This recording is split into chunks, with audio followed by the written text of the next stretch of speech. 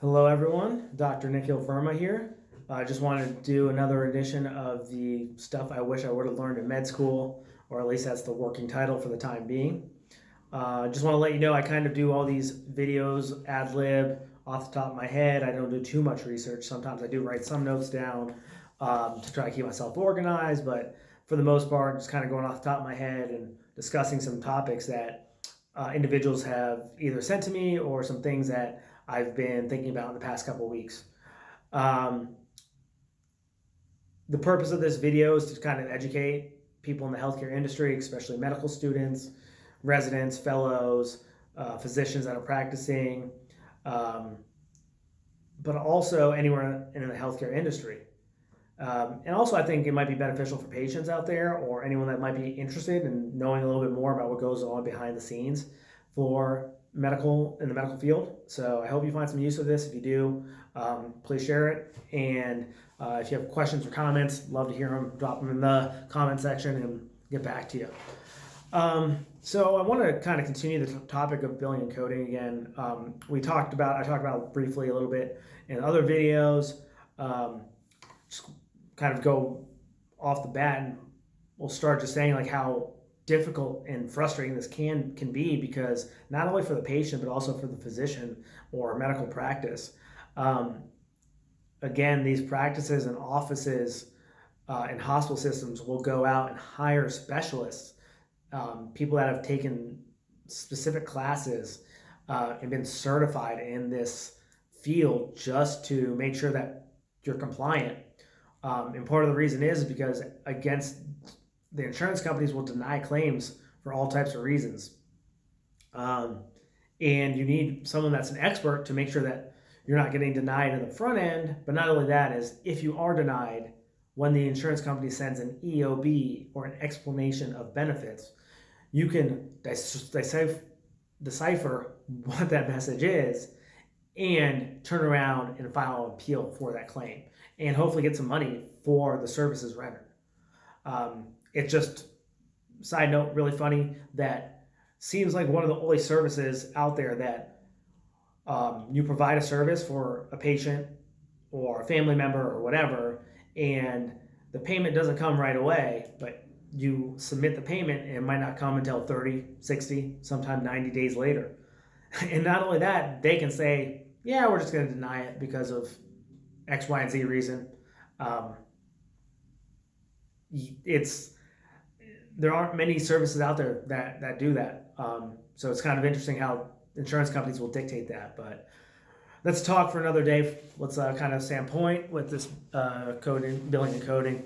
So how this kind of works is we have specific visit codes or procedure codes that are linked to just about any reason why you would see a physician, from just the new patient visit to your flu shots to your other vaccines to your common cold to physical exam checkups or just your yearly checkups, even psychological assessments,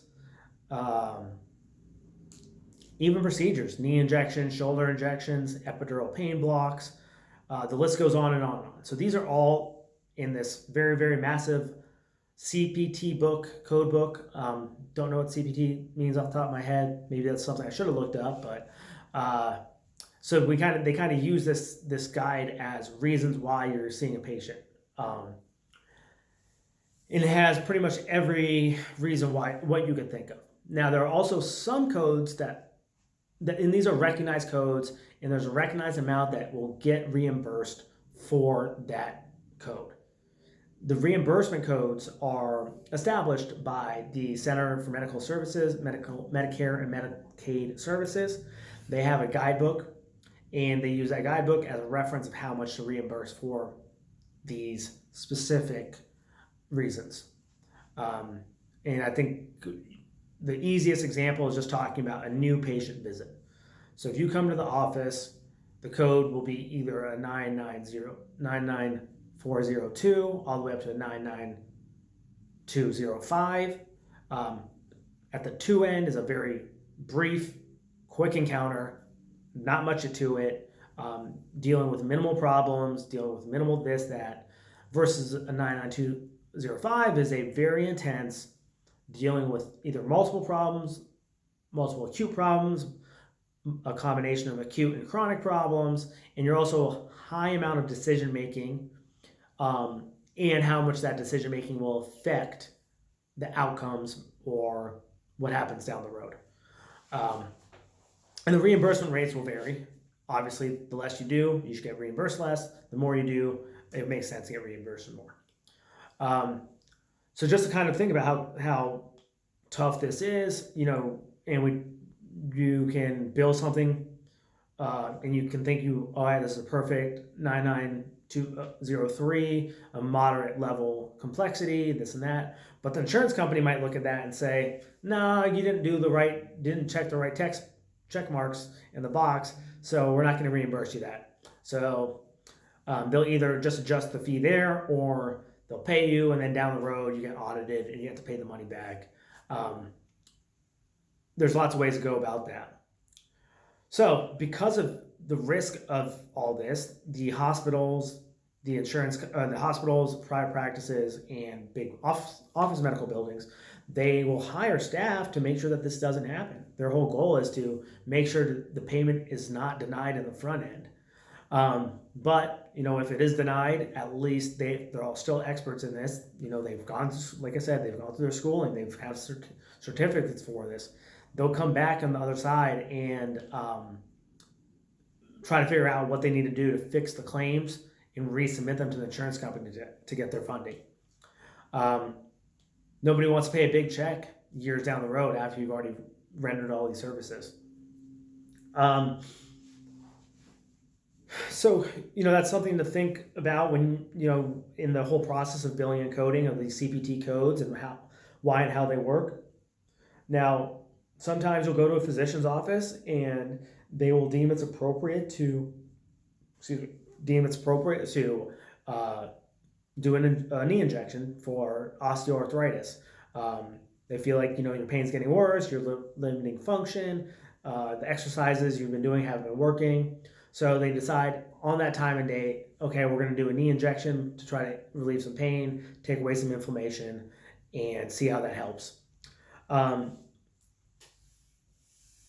Typically, you're only allowed to bill one code for one day procedure. Well, because they realized this, CMS decided to put in what are called modifiers.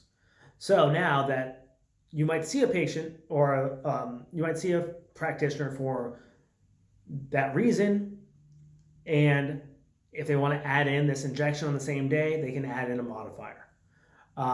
Without making things too complex, some of the more basic things like a basic joint injection is usually you do not need what's called a prior authorization, or you don't have to ask permission from the insurance company to say it's okay, and you can just do it. Some insurance companies do ask for that prior authorization, but that can be, a discussion for another day.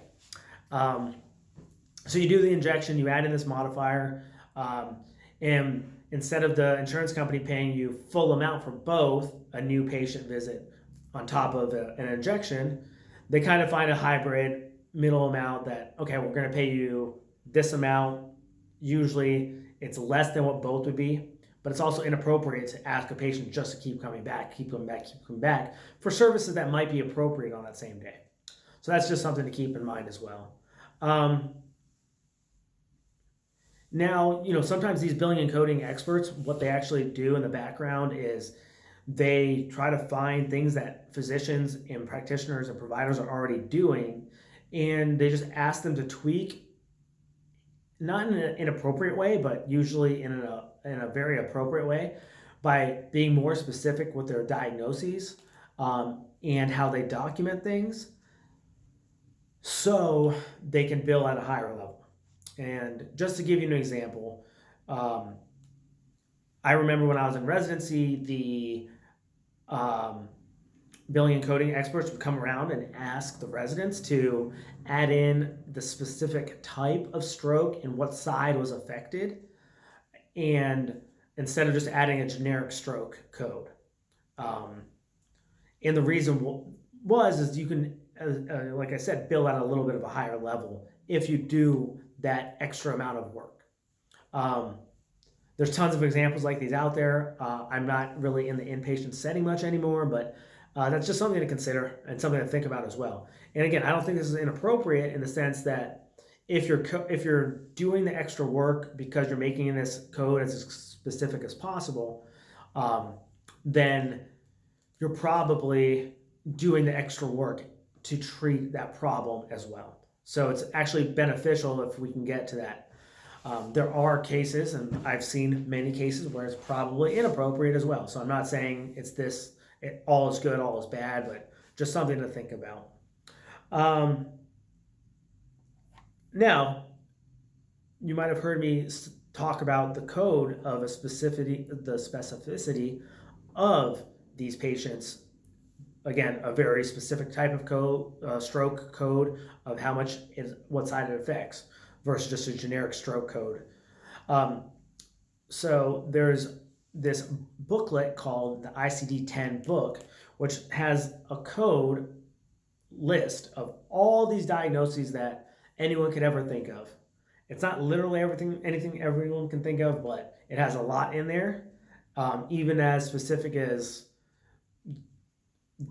amputation due to fighting an alligator or from an alligator bite or something like that. I don't know if that's a real one. That's one of the jokes that I've heard in the past, but it can be very specific like that. So that's just something to think about as well.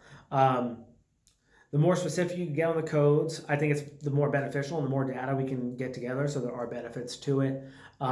As far as, and I also, on the other hand, think it's kind of ridiculous that that's something that we have to do all the time for something that's as non-specific as knee pain. Like, okay, I don't really know that it's arthritis. I don't know if there's a meniscus tear. I don't know if there's a ligament tear, without a proper physical exam. And that's why it's important to have a proper physical exam.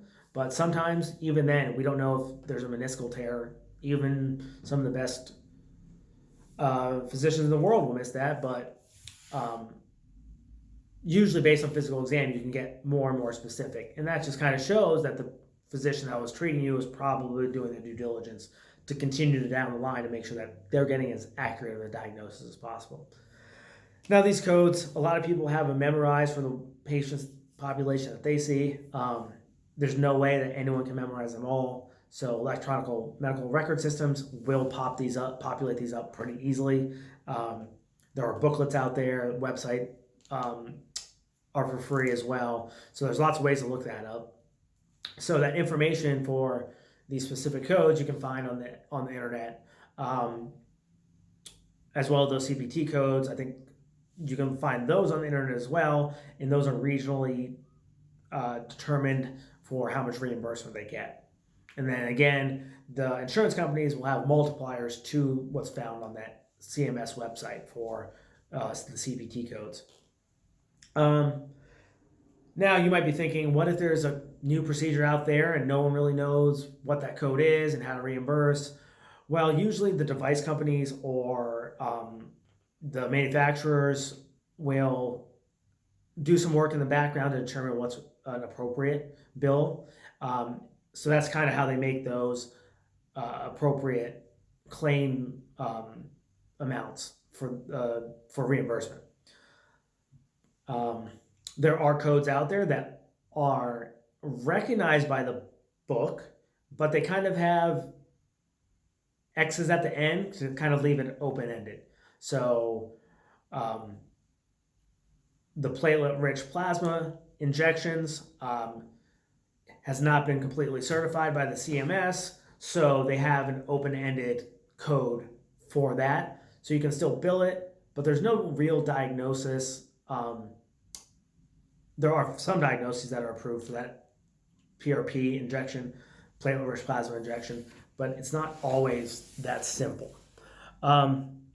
So yes, this is getting a little confusing. I know it's been about my 15 minutes. I think we'll pick it up again next time. I just wanted to kind of explain to people a little bit more about how this kind of goes down and how the billing and coding goes down. Hope you're enjoying the stuff. If you have more questions down the road, please let me know. Look forward to talking again. Bye.